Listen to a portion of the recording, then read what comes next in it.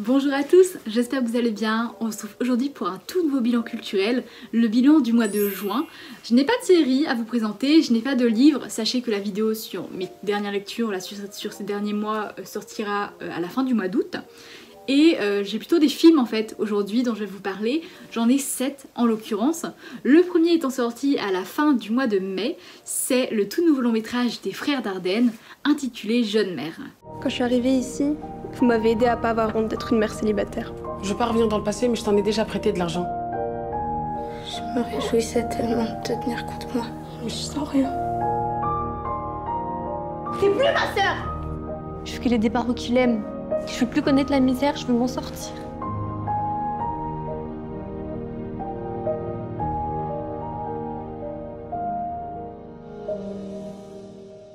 Jeune mère, c'est sorti le 23 mai et c'est l'histoire de 5 jeunes femmes, 5 adolescentes.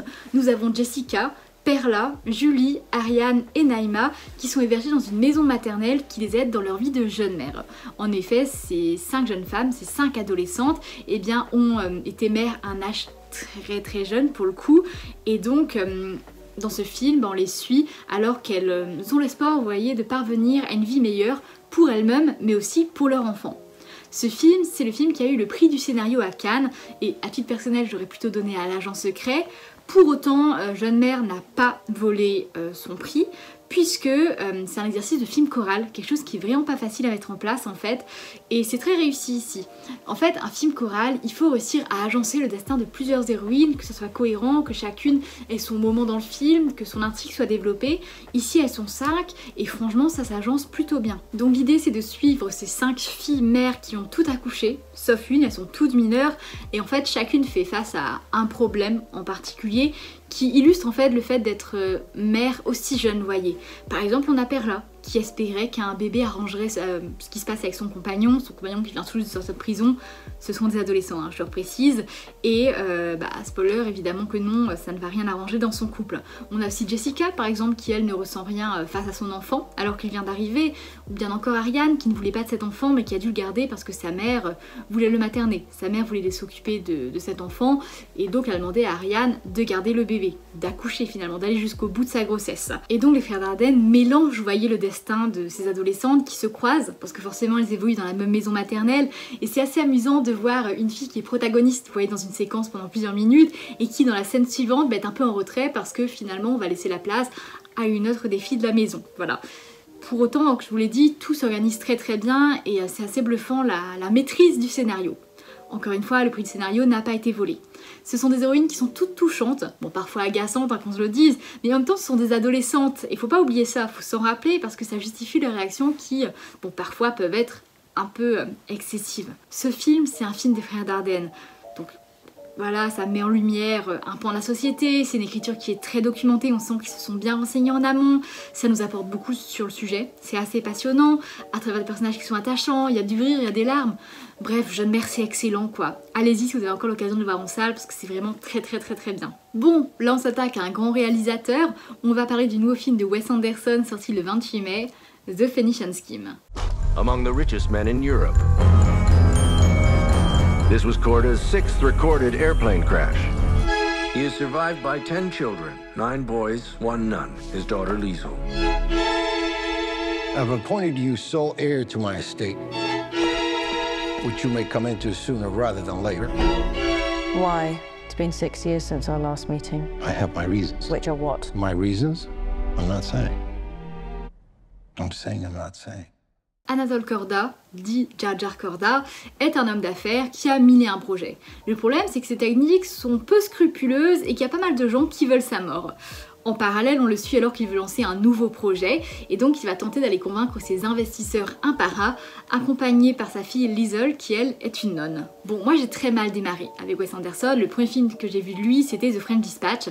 J'avais trouvé ça long, décousu, éparpillé, comme si le scénario n'était qu'un prétexte en fait pour mettre en avant la qualité esthétique du film, vous voyez, et sa belle brochette d'acteurs. Je trouvais ça assez vain et plutôt prétentieux dans la forme.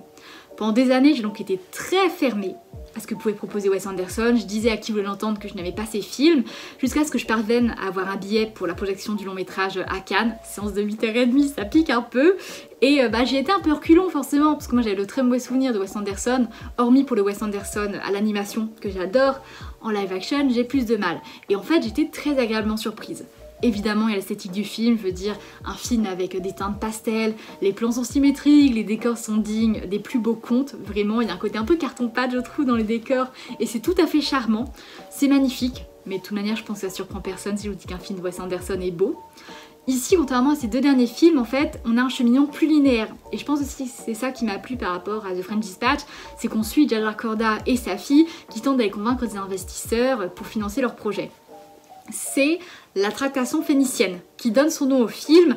Alors, le titre est un peu tordu et pas clair qu'on se le dise pour le commun des mortels. Moi, la première, en fait, je suis restée buggée longtemps sur le titre du film et sur le terme tractation phénicienne et d'ailleurs, ça m'a un peu posé problème. La tractation phénicienne, c'est littéralement faire de la tractation. Tractation, c'est un terme qui veut dire faire des négociations peu scrupuleuses. Et donc, Jadar Korda, il le fait dans la province fictive de la Phénicie. Voilà, tractation en Phénicie, The Phoenician Scheme. Tout simplement, c'est très très bête. Et en fait, c'était utiliser des mots compliqués pour pas grand chose. Et c'est peut-être le principal reproche que moi je ferai au film, c'est que parfois ça se complique, ouais, pour pas grand chose. Parfois, Wes Anderson a recours à du langage économique. Et je sais qu'on peut le survoler, qu'on peut passer au-dessus, mais moi j'aime bien comprendre ce qui se passe à l'écran. Et en fait, quand Wes Anderson, il part dans des délires sur les actions et sur la tractation phénicienne, en fait ça complexifie le récit pour vraiment pas grand chose, je vous le disais, et moi ça m'a perdu par moments, parce que vraiment j'étais trop concentrée sur les pourcentages des actionnaires et sur tout ce langage un peu économique, j'essayais de comprendre ce qu'il me disait, et donc j'avais du mal à m'immerger pleinement dans le récit, parce que je restais trop en surface à essayer de comprendre ce qui se passait. Attaquons-nous à une immense déception. J'étais tellement heureuse quand j'ai appris que Kiyoshi Kurosawa venait à Paris, c'était au mois d'avril, fin avril il me semble, en tout cas pendant ce mois-là, pour présenter plusieurs de ses films. C'est un réalisateur que j'adore, quoi. Je veux dire, il a réalisé Cure, qui est l'un de mes films préférés de tous les temps. Et c'est vrai que j'étais assez excitée d'aller découvrir Cloud, son nouveau film, donc c'est sorti le 4 juin.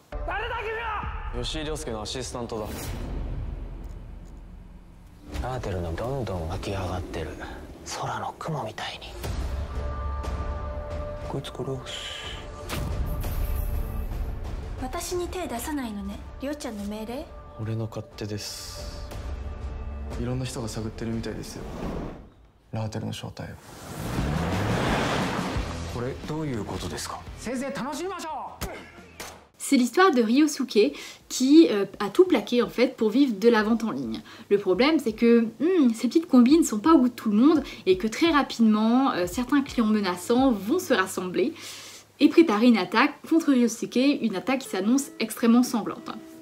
Il faut quand même que je pose le fait que Kiyoshi Kurosawa c'est un cinéaste de l'intuition.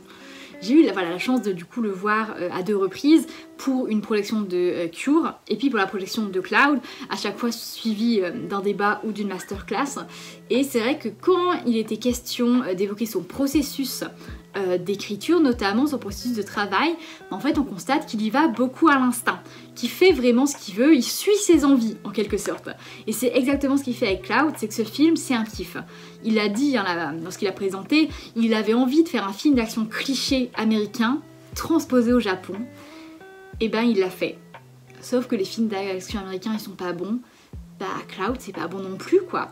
Et ça m'embête parce que c'est perceptible dans la narration, car tout le film il tend vers le dernier acte. Lui il voulait quelque chose de bourrin, vraiment action un peu vénère. En fait t'as les 3/4 du film, les 2/3, je suis un peu méchante. Tu as les 2/3 du film qui te préparent justement pour le moment d'action un peu bourrin, et ensuite tout le reste du film c'est ça, c'est le dernier acte, un peu violent quoi, très violent même. Donc voilà, on a ce début longuet qui essaye tant bien que mal de nous poser des enjeux, des ennemis pour notre protagoniste, qui se joindront plus tard à cette fameuse chasse à l'homme, qui est donc organisée dans les 40 dernières minutes du film, je dirais. Et en fait, c'est compliqué parce que pendant la majeure partie du film, tu te demandes où ça va, quoi. Tu comprends pas, parce que tu sens qu'on te pose des personnages parce qu'il faut les poser, parce qu'ils vont intervenir à un autre moment, et ouais, il y a un sentiment clair de longueur. En plus, les personnages, ils sont bêtes et cupides, vous voyez, ils ont pas de motivation que l'argent, c'est assez terrible, c'est la seule chose qui les définit. Pire, tu te dis Kiyoshi Kurosawa, comme il voulait vraiment faire un film centré sur le dernier acte, vraiment que ce dernier acte ça soit la pièce maîtresse du long métrage, littéralement il a fait un film pour ce dernier acte, bah tu te dis qu'il aurait pu se rattraper, vous voyez, dans ces dernières minutes. Et ben c'est même pas le cas, parce que ce dernier acte, ça tire dans tous les sens, c'est bête et méchant. Vous voyez, ce film c'est une grosse déception. Parce que moi, ce que je préfère chez Kurosawa, c'est son côté psychologique en fait. La psychologie dans ses films. Et faut dire que là, face à un film aussi bourrin, aussi mal écrit, oh, mais quelle déception quoi. La grande tendance de ces dernières années, pour les fans d'anime comme moi, c'est d'aller au cinéma pour voir les futurs épisodes, des épisodes en avant-première d'un programme que vous aimez.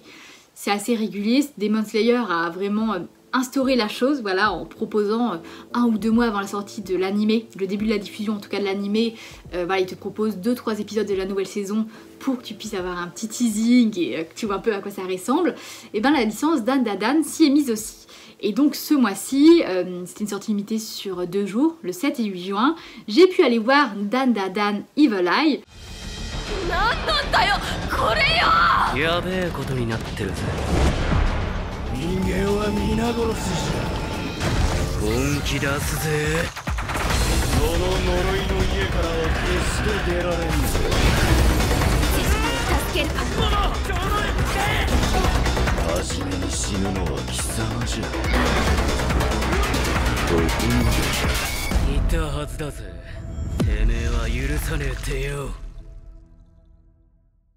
Cet animé c'est très simple, on y suit d'un côté Momo qui croit aux esprits mais qui ne croit pas aux aliens, et de l'autre Okarun qui croit aux aliens mais qui ne croit pas aux esprits. Manque de bol, les deux existent. Et donc ces deux lycéens vont eh bien, unir leurs forces, unir leurs pouvoirs, parce qu'ils en ont, pour justement affronter voilà, ces esprits et ces aliens en parallèle de leur vie d'étudiant. Et donc dans cette seconde saison, on suit Momo et Okarun qui se lancent dans une nouvelle aventure puisqu'ils se rendent dans une ville thermale où habite Gigi, un ami d'enfance et l'ancien crush de Momo. Voilà, ils viennent l'aider parce que il y a eu d'étranges incidents qui sont produits dans la maison de Gigi et que Gigi est persuadée que celle-ci est hantée. Dan Da Dan Evil Eye, c'est donc la compilation des 3 premiers épisodes de la seconde saison en avant-première. Alors en termes de forme, ils ont vraiment appris leurs erreurs. Parce que moi j'avais été voir le premier film Dan Da Dan qui justement regroupait les 3 premiers épisodes de la première saison. J'avais été voir ça au Grand Rex et ça avait pas mal soupiré dans la salle parce qu'en fait l'introduction était très longue. C'est-à-dire qu'avant que les épisodes soient projetés, on avait des interviews du réalisateur, des voice actors, donc des doubleurs des personnages, et en fait c'est des moments qui sont assez pauvres en contenu parce que ça intervient au début du film, il faut pas trop en dévoiler, et qu'on se le dise, ouais les gens ils avaient hâte que ça passe à autre chose quoi. Et quand on enchaînait avec une nouvelle interview, carrément ça s'oubliera à voix haute, les gens n'étaient vraiment pas contents. Là c'est différent, c'est à dire que pour commencer le film, on a un petit mot pour saluer les spectateurs, puis un carton qui annonce qu'il y aura des interviews à la fin pour ceux et celles qui veulent rester. C'est pertinent parce que ça nous laisse le choix en fait, vous n'êtes pas obligé de regarder des interviews si vous n'en avez pas envie. Et puis comme c'est à la fin en plus, ces fameuses interviews elles sont bien plus intéressantes parce que ça permet de commenter les épisodes que vous venez de voir et les choix artistiques. Qu'on se le dise, c'est assez drôle, le début notamment, alors pas pour des raisons purement humoristiques, mais c'est parce que c'est assez comique dans le sens où les premières minutes reprennent les derniers instants de la saison 1 pour enchaîner avec de l'inédit dans une transition qui est supposée être un peu fluide, vous voyez, sauf qu'en fait on voit la différence quoi. Vous voyez vraiment la bascule entre les images de la saison 1 et les images de la saison 2, même s'ils ont tenté de flouter un peu tout ça, de faire passer ça inaperçu. On voit en fait au style graphique qui est beaucoup moins épais et cartoonesque que la première saison, c'est pas pour me déplaire. Moi j'accroche toujours pas avec l'humour de Dan Da Dan, j'avoue, je trouve ça un peu bébête. En fait c'est bien pour les adolescents, j'ai l'impression, mais par contre j'aime les personnages en fait, et notamment le fait que souvent la fille, c'est Momo qui sauve la mise à ces messieurs, c'est assez agréable. Et en plus il y a un petit côté un peu Power Rangers vous voyez dans l'animé, dans le sens où tout le monde obtient des pouvoirs. Ici c'est Gigi, enfin c'est pas un spoil, hein, c'est vraiment sur la fiche, Gigi il obtient des pouvoirs, et c'est vrai que c'est assez marrant de découvrir voilà ses pouvoirs un par un. Faut dire que je redoute de mon côté un peu le moment où ils vont devoir tous coexister ensemble, parce que pour l'instant chacun voilà, découvre ses pouvoirs et a le droit à presque un arc entier. Le moment où tous ces pouvoirs vont devoir coïncider ensemble dans des mêmes scènes, j'attends de voir, je suis un peu inquiète quand même. Et est-ce qu'on n'enchaînerait pas avec une 3e déception? On va parler d'un film qui pourtant est plutôt apprécié, et j'ai l'impression d'être passée à côté. Et je déteste ce sentiment, vous savez, d'aller un peu à contre-courant de l'avis collectif, parce que j'ai l'impression que tout le monde est assez unanime dessus. On va parler du dernier film de Laurent Cantet, qui est décédé, donc le projet a été repris par son ami Robin Campillo. C'est le film Enzo, qui est sorti le 18 juin. Il paraît que tu as une petite copine? Bah ouais. Vous êtes très beaux tous les deux. Je vais t'aider. T'as du talent, t'as quelque chose. Je suis sûr que tu pourrais tenter les Mozart. Je sais pas pourquoi tu insistes. On peut plus l'obliger à faire ce que nous on veut, il a plus l'âge. Et toi, tu comptes retourner en Ukraine? Pourquoi je vais retourner en Ukraine? Pour te battre, pour ta famille? Enzo, 16 ans, est apprenti maçon à La Ciotat. Pressé par son père qui le voyait faire des études supérieures, issu d'une famille assez bourgeoise en plus, le jeune homme cherche à échapper au cadre confortable mais étouffant de la villa familiale.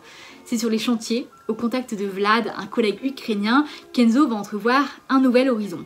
Un nouvel horizon d'ordre aussi bien professionnel que sexuel. Il y a quelque chose qui est très intéressant. Moi, le point de départ d'Enzo m'intéresse vraiment, c'est que c'est l'histoire d'un récit de transfuge de classe. Mais d'un transfuge dans le sens inverse. C'est pas quelqu'un de la classe ouvrière qui tend vers la bourgeoisie, mais c'est l'inverse. C'est un bourgeois qui ne se plaît pas dans ce quotidien, peut-être pas luxueux, mais en tout cas dans ce quotidien très aisé. Ils ont une très belle maison qui domine tout le reste, avec une belle piscine qui fait le tour de la maison. Et Enzo, lui, ça lui plaît pas. Lui, au contraire, il n'en a pas parlé. Je veux dire, il n'a pas parlé à ses collègues de cette fameuse maison, du fait que ses parents étaient riches. Il cache vraiment tout ça. Il renie ses racines bourgeoises. Et qui finalement se dissout un peu dans les autres thématiques abordées, surtout les thématiques de l'adolescent qui se cherche en fait. Aussi bien son avenir que dans sa sexualité. Et sur son avenir, pour passer très rapidement dessus, il dit vraiment j'ai des ambitions très petites. Et tu sens que lui, il ambitionne pas du tout d'être professeur comme son papa. Lui, il veut vraiment faire... En fait, il sait pas. Il sait pas ce qu'il veut faire. C'est un ado paumé qui tente aussi bien vers la guerre que vers le travail manuel. Et en même temps, il s'épanouit pas trop dans son travail de maçon. Il sait pas. Il est perdu. Et bah, ça m'embête parce que la thématique de se chercher, elle est quand même centrale. Et moi, j'ai quand même une... Je vais pas vous spoiler la fin, moi j'ai quand même une grande frustration sur la fin qui, j'ai le sentiment, est vraiment balancée comme ça en fait. C'est-à-dire que pour un récit qui tourne autour vraiment d'Enzo qui se cherche, bah la réponse finale elle est trop facile. Voilà, la fin elle est trop simple, trop... On te la glisse comme ça sur un plateau en fait. Et moi ça m'embête parce que j'aurais espéré, je sais pas, qu'il y ait peut-être un peu plus de... peut-être pas de questionnement, mais en tout cas qui cherche un peu plus quoi. En plus, Enzo, moi je le trouve très très mal joué. Je sais que beaucoup de gens ont apprécié le jeu d'acteur. Moi j'ai trouvé vraiment mou. C'est Éloi Pohu, l'acteur principal. Et il est tout mou, il est un peu insupportable, il est nonchalant, il s'en fout de tout. Et Robin Campillo disait que... parce que Robin Campillo et Éloi Pohu étaient tous les deux présents à la projection du film à laquelle j'étais, et il disait que Éloi il ressemble vraiment à Enzo. Et en effet, vraiment, c'est-à-dire que sur scène il était vraiment aussi je m'en foutiste que son personnage, quoi, aussi nonchalant. Ce qui fait que moi Enzo je m'attache pas du tout à lui, j'éprouve absolument pas d'affection pour ce personnage. C'est un personnage qui rechigne à la tâche et on voit bien qu'il qu'il ne s'épanouit pas dans ce qu'il fait. Il fait pas forcément d'efforts non plus pour tendre à mieux. Et t'as l'impression qu'il s'enfonce comme ça, il est dans cette situation, il s'est enlisé et il cherche pas forcément à s'en sortir quoi.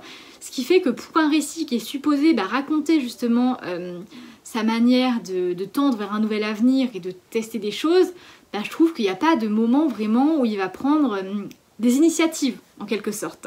J'ai conscience que je vous parle beaucoup des séances que je fais, mais celle-ci, il faut vraiment que je vous raconte parce que je pense que c'est l'une des séances les plus exceptionnelles que j'ai faites de toute ma vie. En fait, j'allais au MK2 Bibliothèque début juin pour voir 28 jours plus tard ce fameux film de zombies sorti au début des années 2000 et réalisé par Danny Boyle.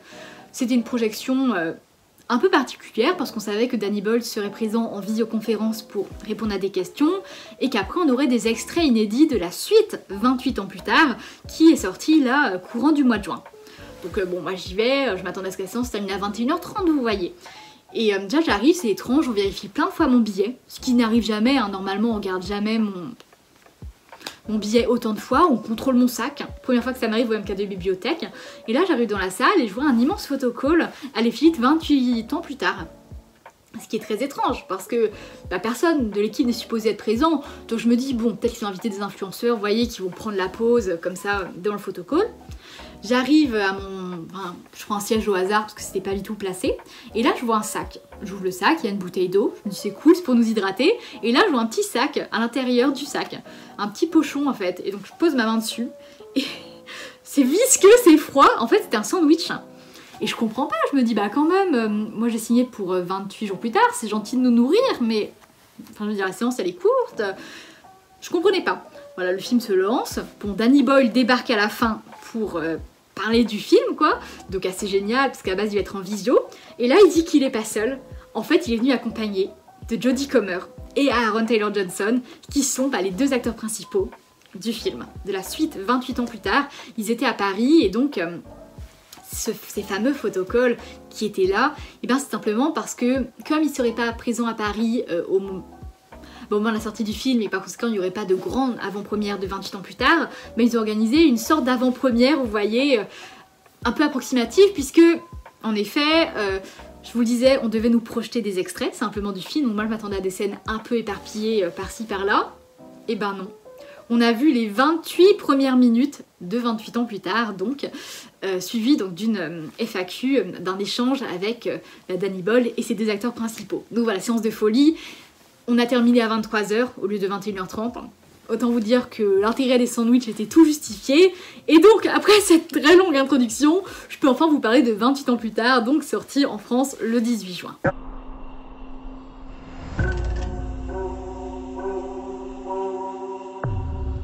So many dead. Infected and non-infected alike. That's why our home is so precious. You know, I feel he's a bit young. He's ready, Jenny. 7, 6, 11, 5. Once you walk onto that mainland, there's no rescues. Moving up and down again. Don't. À l'origine, dans le tout premier film de la franchise, eh bien il y a un virus, le virus de la fureur, qui s'échappait d'un laboratoire d'armement biologique et qui a contaminé les humains. Voilà, ça transforme les humains en infectés, des zombies, hein, clairement.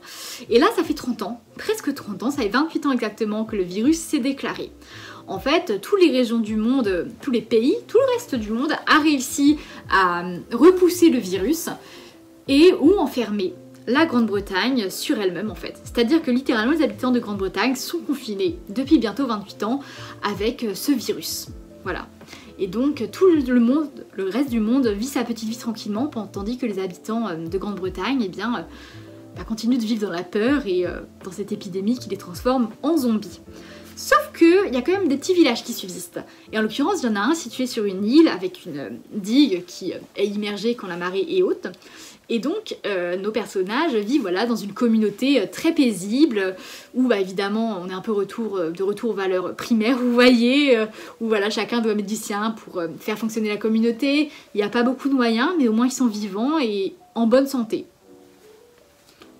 Du moins tout le monde est en bonne santé, sauf la mère de notre héros. Voilà. Notre héros c'est Spike, un petit garçon qui a 12 ans, c'est ça, qui a 12 ans, dont le père est un chasseur, qui quitte régulièrement l'île pour aller chasser du zombie, et la mère de Spike, en fait, est terriblement malade, voilà, elle souffre de migraines atroces, elle a des blackouts, et donc elle passe sa journée au lit. C'est important, ce passage-là, quand même, parce que ça va être utile dans le reste du récit. Et donc, voilà, on suit Spike dans sa première expédition sur l'île. Bon, clairement, on est dans la même esthétique, dans la même réalisation que le premier film. Et cet opus-là, on est vraiment dans quelque chose d'épileptique au niveau du montage. Ça va dans tous les sens.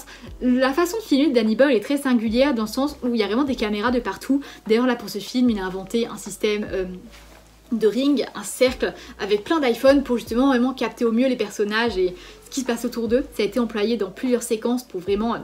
bah voilà, ne pas manquer une miette. Et le montage de Danny Boyle est très saccadé, presque épileptique. Bah d'ailleurs, dans la séance de 28 jours plus tard que j'avais faite au MK2, quelqu'un a fait une crise d'épilepsie dans le rang derrière moi, tellement ça pulse. Couplé à ça, la musique est aussi très intense.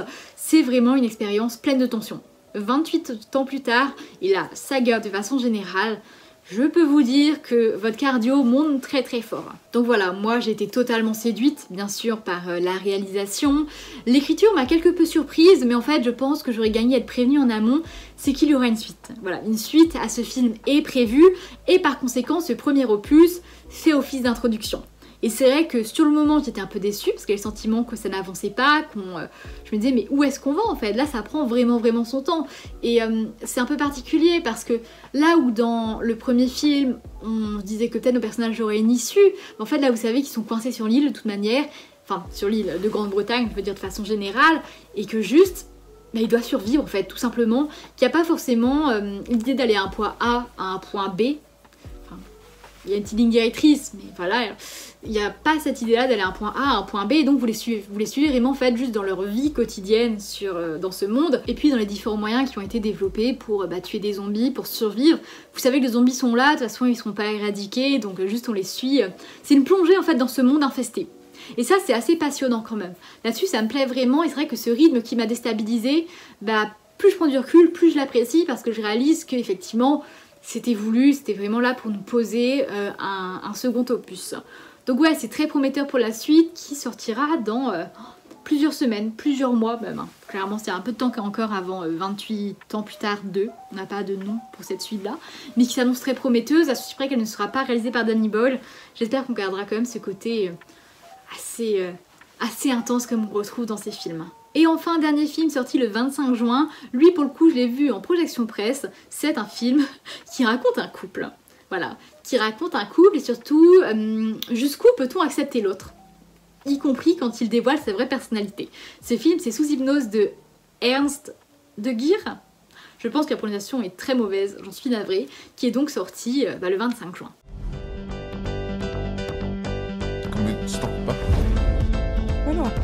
Jag føler at du ikke tar det helt på alvor. Ja, mamma, jeg vet ikke hva som hender. Hva bløder og bløder. Dette er ikke likt deg. Nei, men altså, hun er helt annerledes. Don't touch me like that. Oh my God. Vi skal på en magisk reise. On y suit André et Vera, un jeune couple d'entrepreneurs qui ont mis au point une application de santé féminine, voilà, pour aider les femmes à suivre leur santé. Et donc là ils vont participer à un workshop pour justement travailler sur leur pitch, etc. Travailler pendant plusieurs jours, voilà, avec un professionnel, et ils seront entourés d'autres entrepreneurs finalement, pour vraiment mettre au point leur projet avant de le présenter à un parterre d'investisseurs. Sauf qu'avant de s'y rendre, Vera a décidé de prendre rendez-vous pour une séance d'hypnose afin d'arrêter de fumer. À partir de ce moment-là, rien ne va se dérouler comme prévu. Alors qu'on se le dit, cette séance, elle n'est qu'un prétexte. Elle est un prétexte pour raconter, vous voyez, une histoire d'amour sur fond de société. Dans le sens où ce film, il montre à quel point on attend un comportement spécifique de chacun et que le fait d'y déroger, ça revient à sortir du cadre. Ça, c'est vu à travers l'exemple de Vera, évidemment, qui est une femme toujours dans le contrôle, qui est anxieuse. Et en fait, elle qui est toujours si maîtrisée, elle est soudainement débridée après la séance. Elle cède à ses impulsions, à ses pensées intrusives, genre « et si je mettais des Legos dans ma bouche afin de faire des canines ?» ou bien « et si je mettais la musique à fond dans la chambre d'hôtel en pleine nuit ?» vous voyez. C'est pas une version manipulée d'elle-même, vous voyez, c'est pas genre l'hypnose pour la contrôler ou quoi, c'est vraiment pour la libérer, et c'est sa vraie version. C'est celle qu'elle est quand elle abandonne enfin le contrôle qu'elle se met à longueur de journée. Et donc Sous hypnose pose la question de qui on est vraiment en fait, et si seulement on ne s'imposait pas ses limites. Parce que est-ce que la vraie Vera, c'est pas finalement cette jeune femme qui est totalement débridée, vous voyez, bien loin de cette facette sage qu'on a l'habitude de voir. Et donc c'est aussi l'histoire de ce compagnon qui se retrouve confronté à cette nouvelle version de sa compagne, et est-ce qu'il va réussir à l'aimer pour ce qu'elle est vraiment? Jusqu'où est-il prêt à la suivre, à la soutenir dans ces nouvelles folies, en quelque sorte. Donc là-dessus, c'est très malin, je trouve, de passer par ce prisme. En plus, c'est vrai que le titre peut être un peu trompeur, parce qu'on penserait que tout le film tournerait autour de ça. Pas du tout, c'est vraiment un prétexte à raconter ce couple, et ouais, comment est-ce qu'ils vont aborder finalement cette situation. En particulier André, qui lui est le plus désarçonné forcément dans tout ce qui se passe avec Vera. Le seul bémol, vraiment, que j'ai par rapport au film, c'est qu'il est supposé être drôle. Et j'ai eu un débat avec l'attaché de presse justement qui me disait qu'à ses yeux c'était pas une comédie. Moi je suis pas trop d'accord parce qu'il est littéralement classifié comme comédie sur Allociné. En plus l'accroche de l'affiche dit que c'est hilarant. là-dessus je rejoins pas trop, c'est peut-être une comédie. Mais moi j'ai pas trouvé ça drôle, je trouvais ça très malaisant en fait. Vraiment j'avais des grands moments de gêne quoi, où je voulais juste disparaître dans mon fauteuil parce que Vera elle fait n'importe quoi en société et que bah effectivement t'es pas supposé faire ça. Donc les gens la regardent et ça... Ouh, des frissons de gêne, ouais, un peu pendant le visionnage. C'est voulu, mais c'est pas le grand rire qu'on m'avait vendu sur l'affiche. C'est tout pour cette vidéo, j'espère qu'elle vous a plu. N'hésitez pas à me dire en commentaire vos derniers coups de cœur, ça m'intéresse.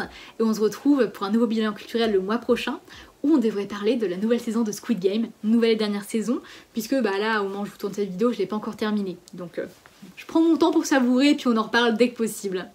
Sur ce, je vous dis à la prochaine.